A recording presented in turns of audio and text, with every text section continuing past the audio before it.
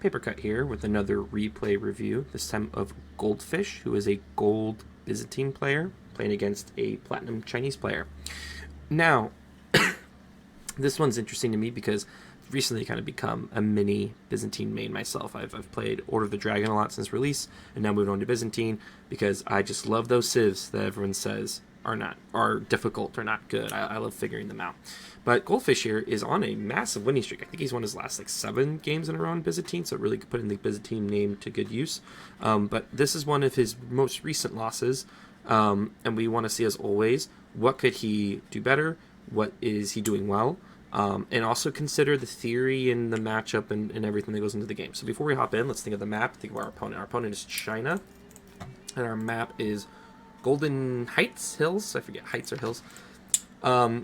And so this is one of the hybrid maps I really like because, well, it's you could do water or not. And what I mean by this is, like, some hybrid maps up because you have to do water. Like Canal, for example, you have to do water. If you don't, you have a huge disadvantage. Since you're so close to your opponent on this map, a strategy I usually like to do is just do a Dark Age Rush. Because usually I'm playing Order of the Dragon. But any civ can do a Dark Age Rush onto this. Really slow them down and use that to kind of push you into castle. I've seen HRE players, if they see that you're going for the water, they'll just rush castle super fast and attack you because they know that your water economy takes a second to push off. Or you just see people fighting over water. Either way, because the water is so far away. So like to go do it actually requires time. And there's a risk reward into that. So I really like how this map is constructed. I used to hate it. I love it a lot more now recently, actually. But so it's interesting. I'm excited to see, are you going to go for water? Are you going to try to push in early? And here's the thing with Byzantine. Byzantine and Order of the Dragon, I feel like, are similar in the sense that you almost want to do the opposite of your opponent. So like if your opponent's booming, you should be aggressive. If your opponent's being aggressive, booming's actually a better option because Byzantine struggles being the best at the thing, so it's better to do the opposite. Same for Order of the Dragon. I always found my strategies were best when I did kind of the opposite of what my opponent was trying to do. Because China wants to boom. Boom, baby, boom. They're great water civ because they're really good at getting resources in large amounts. They can put all their villagers onto wood. They can get an imperial official and then go lumber camp and then get up quickly to feudal thanks to the imperial official. And they build everything quicker so they can get up their dock faster. So I'm interested to see what tactic you take. We know there's a loss, so it's not going to work, but a lot of times the tactics we take could work. It just depends how we do it. So let's hop in. Make sure all your villagers are working. Small thing. Good. Get your first cistern, and I like the placement of the cistern. So cistern placement is going to be a huge thing, making sure that you are getting your cisterns onto high use areas by your villagers. What's interesting is that you're not doing a multi-cistern opening. I've been paying attention to a lot of what we see Byzantine players doing because there's still a lot of experimentation. There's the super slow 3 cistern opening. There's the cistern opening into a 2TC, so slow feudal into 2TC, quick second TC. There's hyper aggressive 1 cistern into hippodrome. My guess is you're doing the hippodrome opening, so we'll see. Scouting pattern. So this is one of the maps where the scouting pattern is kind of weird, right? Because it's very separated. And there's kind of two distinct areas where sheeps are. There's the center, and there's the sides, and then there's this back area. I actually tend to, if my goal is to Dark Age Rush, I will run backside first, because you can usually get the 4 sheep that sit back here. And if I see the golds like right here, then I'm going for it. Other option is, I would say you actually want to come up here and slice the map in half and come back to your base and drop off. But yeah, this isn't one of those maps in my... As long as you get a good chunk of your map in the first walkthrough, you should be fine. So it's like we're doing fast feudal, as fast as possible for Byzantines. Good, I like how you had one knocked down ahead of time. Got back just in time with the sheep. Grand Winery opening, interesting. So Grand Winery usually is more of a boom style.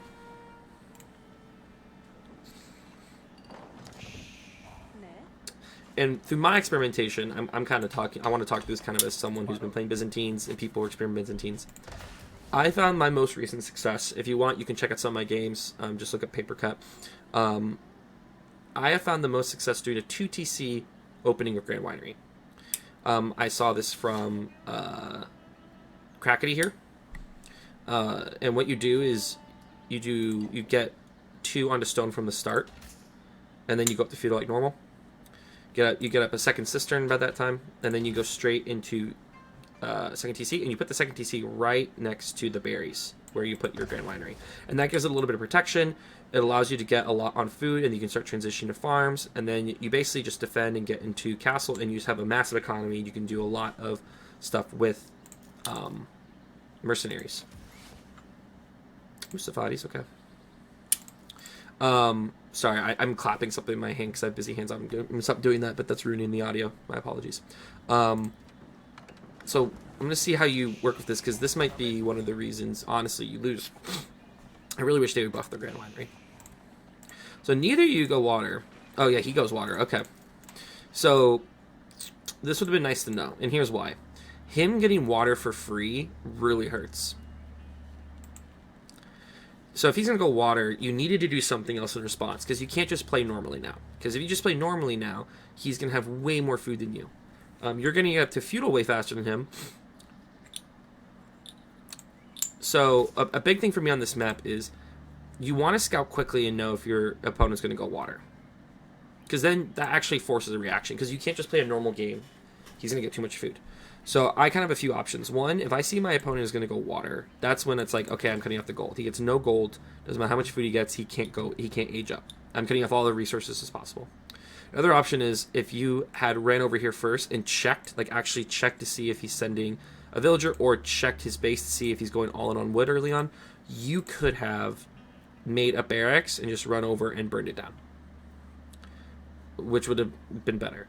And now that you see it, you're kind of stuck in this halfway point where you went the landmark that is a slower tempo, but now you need to go fast, because you either need to attack them quick before this pays off, or go burn it down quick, which takes time. So already we're kind of seeing, I think, the seeds of the potential issue you're going to be facing here.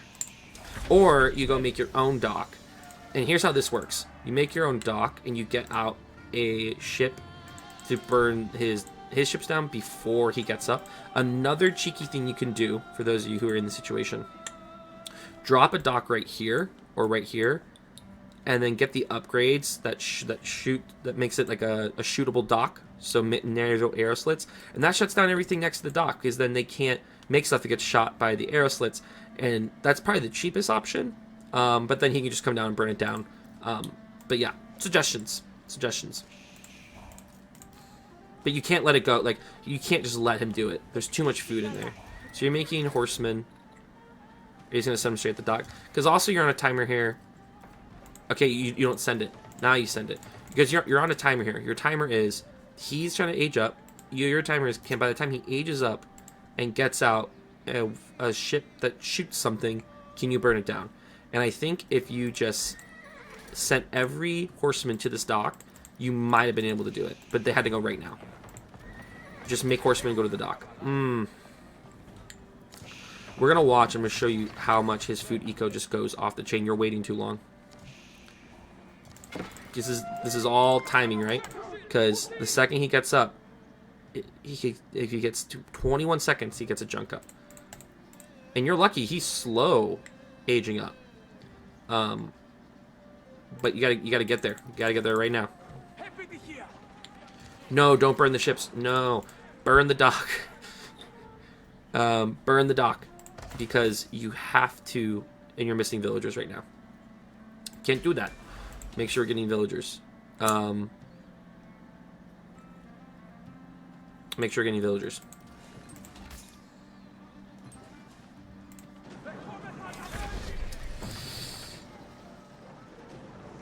Okay, you're lucky because your opponent, he built a second dock.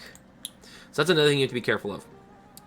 He built all of this seeing you're on your way, right? He scouted the horsemen, so he built a barracks and another dock, and you never noticed. You gotta... The amount of times I played this map where I have burned down my opponent's dock and then didn't check and they redocked and then killed me. If you're burning down a dock, you gotta get your scout or one horseman down and checked and catch a villager doing something like this. Because now water's lost. Let's check villagers 27, 43. And that's what I mean, right?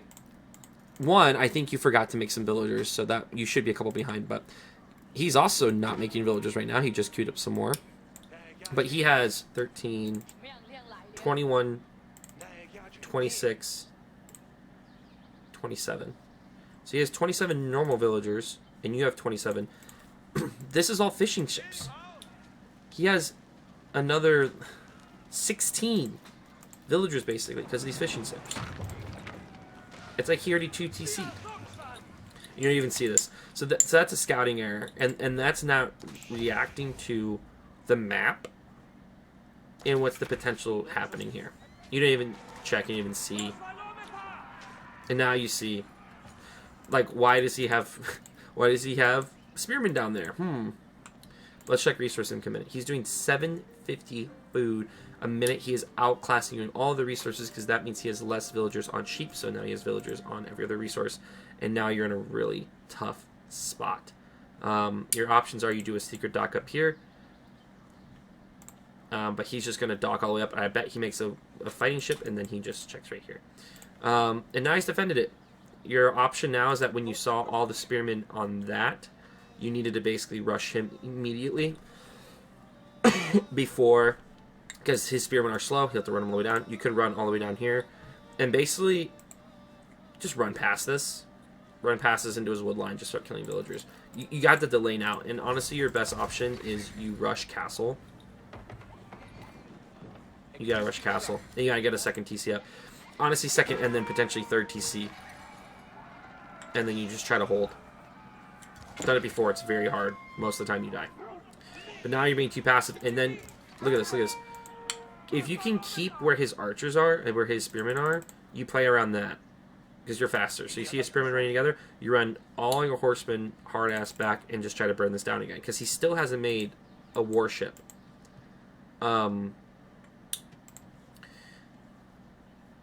then you need to just rush castle. Like, you're in delay mode right now. Is what you're in. I'm sorry, no, I keep clicking this. I'm not going to redo the video, though. So you actually need to split. You need to have, like, the main force of horsemen burning down these docks, and then you need to have, like, the Keshiks and 4 other horsemen that just raid the second you see his spearmen. Because he's going to overreact. It's a good pick up. You got to run. Nice little micro. That was nice. But he's going to rush castle. And then you're going to be... Because basically this fishing did exactly what he needed to do. This fishing's going to power him to castle. He even went a second TC. Greedy. Super greedy. You did too, though. But you didn't have docks. So now, like, what this is going to come down to is... This powered him to castle. Even if you burn this down, it's accomplished its goal. He drops castle, he rushes out, palace guards, and messes your life up.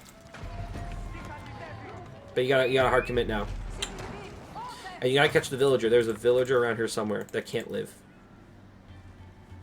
And it's just building stuff back here. He might just abandon this at this point. You gotta cut villager, cut all unit production, and now you're just at... There was one... Come on, man. You can see it. There's one more dock. Please. Please. Oh, no. Too many spearmen. You lose everything. You needed to walk away the second that happened, because now it becomes... The second he hits castle, you gotta delay. And then you queued up more units. That's death at this point. You can't keep fighting him with these units. Losing that army was it. That's too many units to lose.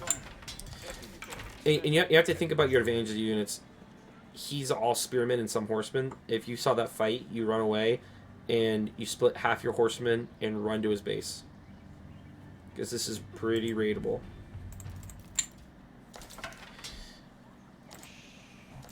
I like they went on the boar. I wish you had gone on the boar earlier. Slow adding farms. You have too many on gold. See, so he understood. He understood he just killed all your units, so he can just rush this now.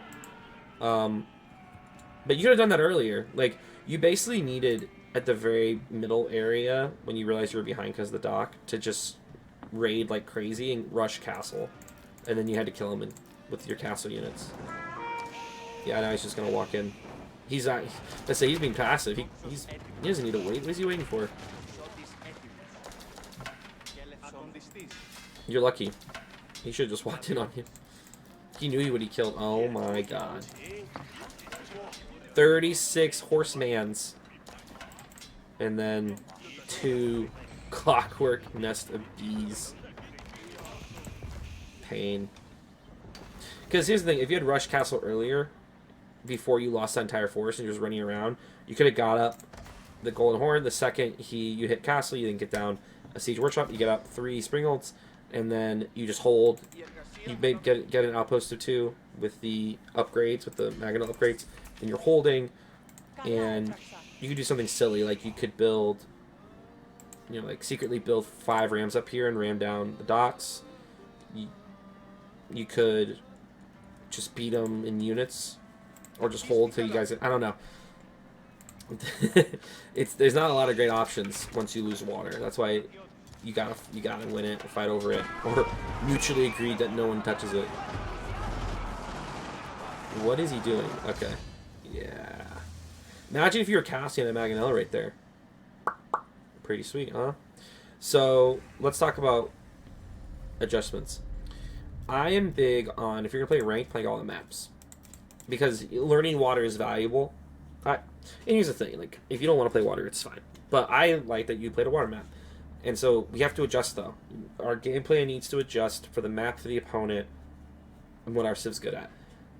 If you're going to play a map that is water, but you don't really want to go water yourself, you have to check. Then be aggressive, but you have to check what they're doing. The second, like, you need to scout in a way that check either if the villager is going to water, or check his base immediately, and if he's going immediately all on wood, that's water. And then you just rush it. You rush his dock with spearmen, because if you burn that dock down, he's wasted a bunch of resources and you have military to use when you go feudal. Or you do like a Dark Age rush on gold, and you just completely deny gold, and then it doesn't matter how much food he has. If he doesn't have gold, you could like tower, you can get towers on his wood, and resource starve him. That would have been your best bet. And so my biggest piece of advice to this is adjust your plan based on opponent, based on map, and that's going to help you out a lot too. Make sure you are consistent making villagers.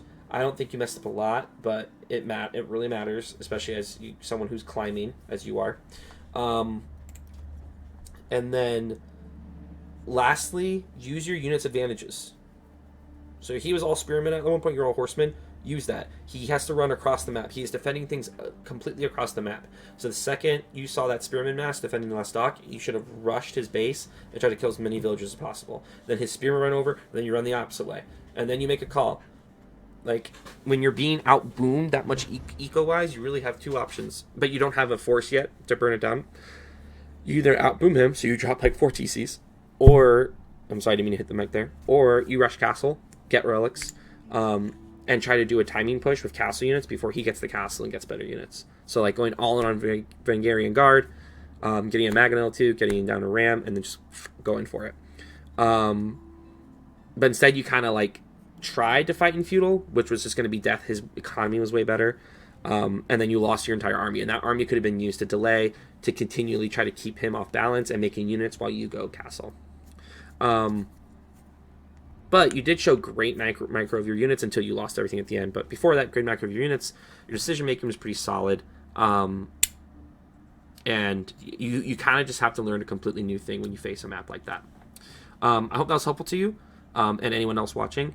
If you are interested in your own replay review or interested in private coaching, please feel free to reach out to me on my Discord in the description below. I'd love to help you with that. Good luck on your games.